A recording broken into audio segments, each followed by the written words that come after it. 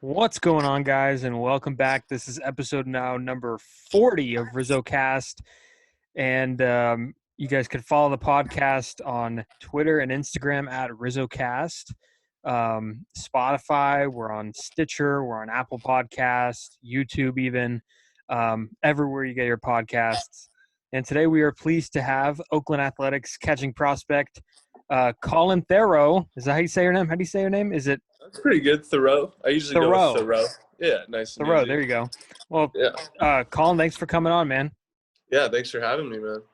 So I know I saw your tweets. I followed you for a while, and you kind of disappeared from my feed until I saw a tweet that you tweeted the other day, and it said, quote, I'm going to read it here. Really excited to announce that I'm headed back to Chick-fil-A because they forgot to include our sandwiches in the bag. Hoping they will take this heinous offense very seriously, and reward me with free food for life, but I will settle for a cash settlement. So what happened? Tell me what happened after that. Oh, I was actually really disappointed. They didn't follow through. They were just like, yeah, hey, sorry about that. Here's your sandwiches. And that was that. I was honestly, I thought that they would take a little more pride in their messing up, with their track record, but it's all good. We'll squash the beef. I'll let them off the hook this time. Hey, you can only be mad at Chick-fil-A for so long before you Yeah. go back there. So I had to get it started with that because I know that's kind of what put you on my radar. And I was like, oh, this is a Sarah guy too. So Yeah. I know you said you're in Dallas. This is the time of year right before camp begins. So what are Yeah. you up to? What are you up to this off season, or what are you up to at this time? Man, it's felt like, I don't even know when the off season technically started because I didn't go to the alt side or anything. So I've been, I guess, kind of ramping up for this season since last spring training ended. So it's been a long one. I've just been, biggest thing is just trying to revamp my swing, work on the things that we were kind of tapping into in spring training before everything shut down, and just trying to master those things a little bit. But yeah, I think I got a good grasp on it, and I'm excited to actually head out a report on Saturday as of now, or next Saturday, the 13th. So looking forward to getting out for sure. And also just a change of scenery from the last, pretty much almost a year now. So it's going to be fun. So where are you reporting to? To Mesa, Arizona. Gotcha. So, what was last year looking like for you with no minor league season? Were you still able to get live at bats and work out and stuff? How was your schedule there when everything was going on, but you guys at the minor league level were kind of stopped?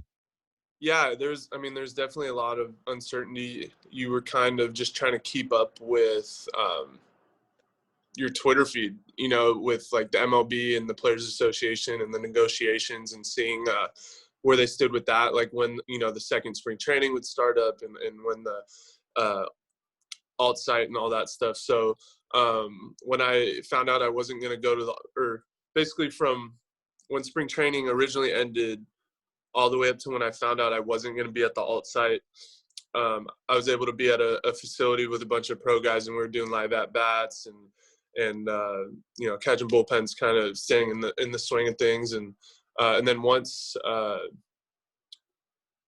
I didn't get invited to the alt site, I just kind of stayed ready as much as I could. There wasn't as much going on as far as live ABs and stuff, but I was staying ready, just going at it 5-6 days a week, basically until the playoffs hit. And I knew that my chances of reporting anywhere were done. So I basically just stayed at it until October, whenever the playoffs started. And then, and then took like a couple weeks off and got back at it like a normal off season. Yeah, for sure. So let's get into kind of your upbringing. San Mateo guy playing baseball, playing baseball in the peninsula. I'm from Pacifica, so I know how that works. Yeah. So how did you know that you wanted to play baseball? Was there like a time where you said, geez, I'm pretty good at this game, I think I could go pretty far in this?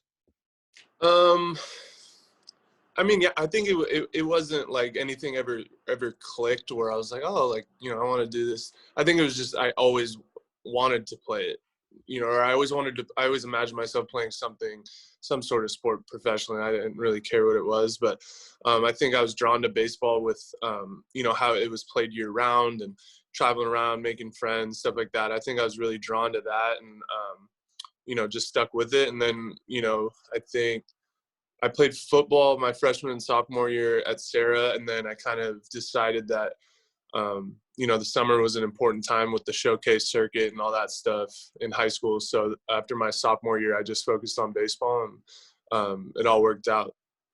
Yeah, how important are those showcases? Because I know kids expect to play, tournament baseball year round, and Hmm. it's there's big leaguers now that even say that's not the route. Go to the showcases instead.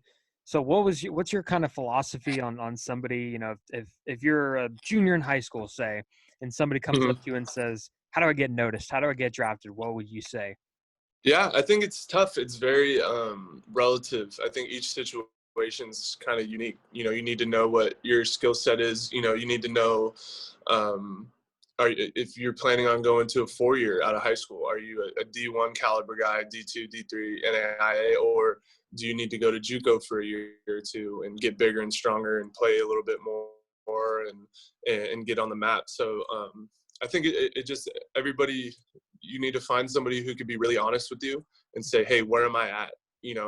What should I be shooting for here? And don't take it personally. Like, obviously you're just going to continue to work harder and shoot to be the best player you can be at whatever level you're at. But have somebody that you trust that knows baseball be really honest with you. Say, hey, where am I at? What do I need to get better at? Where do you see me projecting at? And if it's not what you like, then go get better at it. But I think it's all really relative to each situation. I think you should just really have a sit down, whether it's with your parents or a coach, and just really be honest about your situation and then map it out. Like, hey, I'm not ready yet. I'm not physical enough yet. I'm going to go to junior college. Going to junior college was the best thing for me. I went to a 4-year out of high school, and I wasn't ready yet. I needed to go play junior college and get bigger and stronger and play every day. And that was the route that I needed to take. So, I think it's tough. Some showcases are definitely unnecessary, and I think some are really beneficial. So it's do your research, have someone be honest with you, and work hard, and I think it'll all work out. Yeah, I know some people get like the default letters in high school, right? And it's a Yeah. fundraiser for the school. Like they don't actually look at you, so Yeah. it's kind of interesting. And I'll tell you what about JUCO guys. I could go to a 4-year game, a college game, a D1 or D2 game, and you could point out which guys went to JUCO because they're grinders. So I think that's For pretty sure. cool. So you mentioned Sarah High School. Of course, we all know Barry Bonds, Tom Brady Mhm. attended the school, two of the greatest of all time at what they did in their respective sports. How much were Mhm. those two guys talked about during your times walking through the halls at Sarah? Were they just ongoingly preached upon? Um, I mean, definitely, but it wasn't just them. There's Hmm. such a Yeah. plethora of guys who have walked those halls and been in those classrooms and been in that weight room and in those gyms and on the same fields as us. And it honestly is like, it's motivating. It's inspirational a little bit. Like, hey, I'm not too far off. Obviously those guys are really special, but there's been a lot of professional athletes, professional whatever, that have walked those halls, and it makes it feel attainable. Like, you feel close to it. And I think it's really, it's kind of like an advantage almost. Like, you're just close to it. You could taste it, you could smell it, what they were going through, and you feel close to it, and it feels, like I said, attainable. So I think that was a really cool advantage of going to Sarah, for sure. So who you got Sunday with your Sarah guy, Brady? Uh-oh. Who you got? Brady or Mahomes? I Chiefs? mean, Bucks?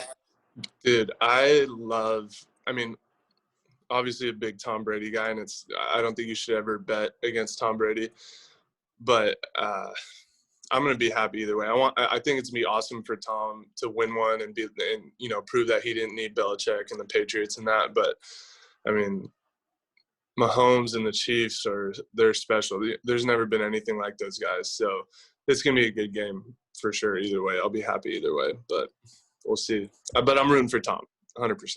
Yeah, no doubt. So growing up in the Bay Area, were you an A's fan or were you a Giants fan growing up? I mean, honestly, honest to God, I was just kind of a Bay Area fan. Like same thing with the Niners and the Raiders. I just, if they're playing each other, I was a Niners guy or I was probably a Giants guy, if I'm being honest. But I mean, I grew up going to A's games, Giants games, Raiders games, Niner games.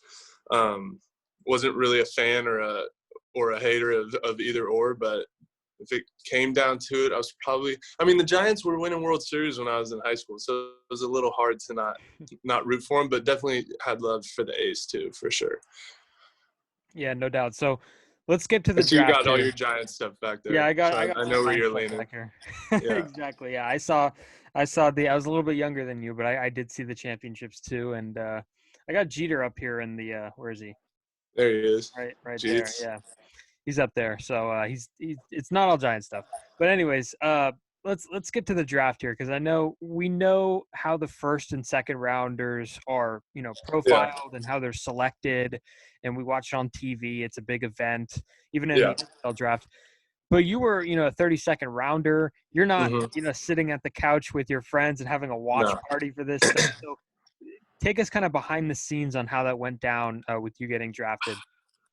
I mean, it was interesting. I was drafted the year before coming out of Delta College by the Twins, and decided to go play at Oklahoma State and get better and build my draft stock, and also just get better and try and win a College World Series and all that good stuff. And then didn't have a good year, but we made a really awesome run through the playoffs. Got to go to Omaha, had a blast, and when we were in super regionals at South Carolina, obviously our first and third and second rounders are popping off. And I'd come to grips with, I'm either going to get drafted or not. I know it's not going to be on the first day. But I think it was the first game of the super regional, and we won. And I had an NCAA drug test right after the game. And I found out I'd been drafted. Our ops guy came up and told me, but I didn't have my phone. My phone was on the bus, but I couldn't go on the bus because I had to take a drug test by the NCAA. And mind you, it's about 100% humidity in South Carolina. I just sweated out everything. And for 3 hours after the game, I was trying to pee, but I couldn't. I had nothing in my system. But you can't eat or drink anything because they say it's going to dilute the sample. So for 3 hours after the game, I was sitting in an office with all these NCAA people just trying to convince them I wasn't going to pee. Didn't have my phone, so nobody, I'm getting congratulations texts, and I can't even see any of it for 3-4 hours after the game. But finally got the job done and got to see all of it. But definitely an interesting way to find out you've been drafted and then get slapped with a drug test. So that's incredible. That's incredible. That really is incredible. Yeah. I was talking to Chris Shaw. I had Chris Shaw on the show, former Giants first rounder out of Boston College, and he was telling me the story about when he got called up from AAA to the big leagues, and he said that everybody was in on it except him. Everybody knew except him. And they were just playing pranks on him, and it was pretty awesome. So everybody has like that one story. You have one of you getting drafted. So I think that's pretty cool. So minor league pay, I want to get into this. It's well documented. You've played a few years now at the level. That can't be your only source of income. So you have to get creative. What are some creative ways to make money on, in the minor leagues? Because it's hard, I'd imagine. What's funny is I bet if you polled all of the current minor league players or guys in the big leagues currently, and how many of them have worked at Lululemon in the off season, I bet it would blow your mind. It might be 50%. It's unbelievable. I worked there my first off season. I was terrible at it. I was just retail during the holiday season. I'm not built for it. I was getting eaten alive in there, but doing a lot of, coaching and lessons. I have buddies back home who run, their travel organizations and stuff. So go and help coach them and do private lessons and stuff. So there's definitely ways to make some extra money in the off season. Obviously you'd prefer to not have to do that, but if you don't like it, just play better and you'll get paid better. So, Yeah, there you go. I guess it's kind of the process, Tom Harlan, who's the pitching coach at Reardon, who actually played in the Pirates system, worked at 24-Hour Fitness. So there you go. Different job. There's some interesting ones for sure. Yeah. There's some really interesting ones out there. Yes, that's hopefully minor league pay. Hopefully these guys.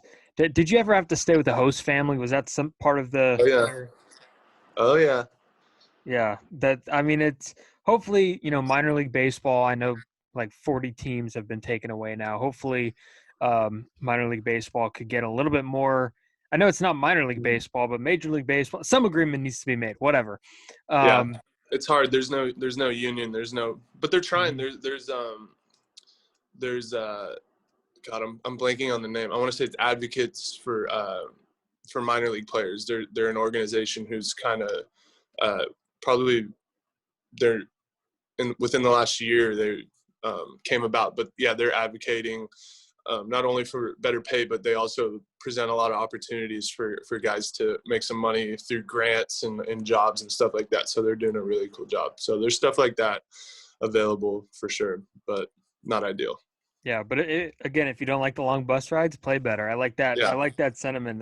That's exactly. definitely a great precedent. So Colin, give me your scouting report. If I'm a guy who's never seen you play before and, trying to get to know you as a player, how would you describe yourself?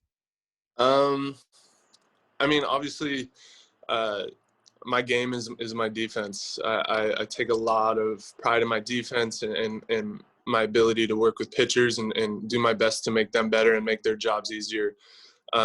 That's first and foremost. Take a lot of pride in my receiving and stealing strikes and throwing dudes out and blocking balls. I think like I love a Buster Posey, a Salvador Perez, a Yadier Molina. Like I want to be a guy who has presence back there. I think it's there's the game changing shortstops like the Javi Baez, but I want to be that as a catcher, and I think there's a lot of ways to do that in my game calling and my management of the pitchers and then obviously in the blocking and throwing and receiving. But first and foremost, definitely, I hope my defense jumps off the paper, and then I'm going to run into my homers, and this year going to trying to run into a couple more singles with 2 strikes and stop lining out to the catcher so much this year. So we'll see about that. That's too nice. You're giving yourself too much credit when you say line out to the catcher. No, but I like it. Yeah. I've seen some double-digit home runs there on your baseball reference page. Yeah. So that's definitely a good track. So as a catcher, you're sometimes responsible for like 12, 13, 14 guys on a staff, maybe more, maybe less. I'm trying to think, does it ever get overwhelming that you have to deal with so many guys and what they like to do on 2 strikes, their put away pitch? You got to know all these guys. So does that ever get overwhelming for you? Or are you kind of like, I'm a catcher, I have to be mentally strong, I have to know this? Yeah, no, I mean, definitely I wouldn't say it gets overwhelming. I think that's what you sign up for. And that's, I think especially when my offense is struggling, those are the things I take pride in being able to, excel in, is those types of things in the scouting reports and knowing my pitchers and knowing situations and helping my guys out of those situations. So those are the things I can lean on when my offense is struggling and still, make an impact in the game. So I think me and guys like me more so need to be on top of those things. So I enjoy that aspect of the game for sure. Best pitcher you've ever caught? Maybe pure stuff guy. Who is it? Oh, I mean, every time this question gets asked on like a podcast or an interview or a video or anything, every other pitcher that I've ever caught has something to say to me about it. So, but I don't think anybody will ever get mad at me for saying Jesus Luzardo, hands down, best pitcher, best stuff, best mound presence. You name it, he's got it. He's going to win 30 Cy Youngs in the future. Yeah, I wouldn't be shocked by that either. I think the A's have a really good one there. What is said on these mound visits? Because I know people want to know this stuff. Is it like a kick in the tush a little bit, or is it, hey man, you're good, you're 1 pitch away, or are you kind of tough on the guy? What's it like? No, I mean it's relative. You gotta know your guy. Some guys, I mean, I feel like I'm going out there and I'm giving them a Friday Night Lights speech. This is the last pitch of our lives right here. And then other guys, I got to go out there and I got to get their mind off of it. I have to joke or, bring something else up. Other guys, I go out there and they don't want to hear anything, but they know I have to go out there, so then we might not even say anything, and then I leave. But, I'm there to break up the rhythm of the inning a little bit. So it's all relative. It's trial and error. It's, you're a therapist on the fly. So you definitely kind of, over the years, you definitely kind of pick up your little go-to speeches that you keep in the back pocket. But, you got to wing a couple every once in a while and see what you come up with. Yeah, that's really awesome. So I know you mentioned pitch framing. Pitch framing's kind of grown to like a key skill in baseball. Guys are getting major contracts off of it. Yeah. Millions of dollars are being added on because these guys could steal a strike or make strikes remain strikes, if that's how you want to call it. So how often is that something, because I know everybody's working on it, is that, and I know you mentioned it's one of your big skills. How did you kind of like start? Because I know pitch framing was a little bit, when you were first coming up, it's now exaggerated now. So when did you first kind of get the pitch framing aspect in your mind? I think it's always been, even before it was a thing, like, there was always ways to win more strikes, whether it's, the angles you're presenting with your glove and your body, or I think the relationship with the umpire is a big one. But there's definitely, I think there's a clear, when you look at the guys at the top of the leaderboard, the Real Mutos, the Posies, stuff like that, there's a pretty clear reason why those guys are at the top. They're underneath the ball, they catch it in one move, they're on time, they're not late, and their gloves not bobbing. And so I think those are the things you chase. Like, everybody's still a little unique in the moves they make and their timing mechanisms and their stances and setups, but there's definitely some clear cut kind of like X factors that you should want to chase and then tweak it to make it your own a little bit. But I'm sorry, I feel like I got away from the question a little bit, but I don't even remember what, it's not something that we constantly talk about, because at the end of the day, rule number one is keep strikes. Like, that's the biggest battle that you're facing. And then you move on from there. But I think every organization is different. Some are, they're all over it. Ours is pretty, they're definitely getting more into it, I would say, over the years. But I don't know. We'll see. I hopefully they don't bring in a robo umpire and ruin all of it, but we'll see. Yeah, that would really ruin the art of pitch framing for sure. So more guys are also dropping to a knee to catch. Gary Sanchez does it all the time. There's a few other guys. Are you still kind of traditional, or do you do that from time to time? Are you able to do that? Because I know some people have to be more flexible.